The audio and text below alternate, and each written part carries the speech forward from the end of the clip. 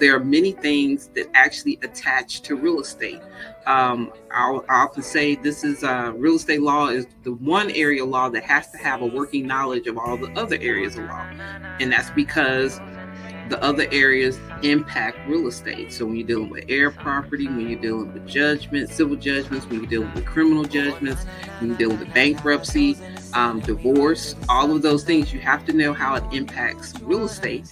And our job as the real estate closing attorney is to make sure that anything that has attached or any concerns concerning the real estate that are left over from the seller, that we make sure all of that is cleaned up so that when the property is transferred over to the buyer, they are getting good, clean title and ownership to the property.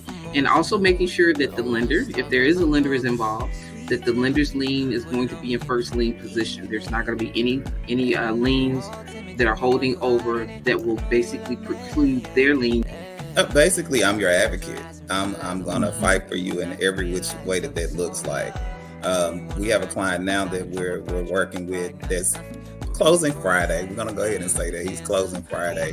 But it has been a bit of a journey getting him to that process because there were some things that came up because he's getting a new home built. And that's a totally different process when you're building a house from ground up and then not having to be in the city or the state where the home is being built.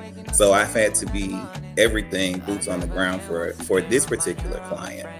So basically, I'm your advocate. I'm going to fight for you to get to that closing table. My goal is once you give me your vision and lay it out, I'm going to make sure that we accomplish it.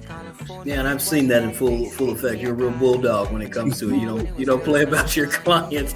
And I'm talking about emails and phone calls. You're just on top of it. I commend you for that. I love to see that and your passion and your commitment.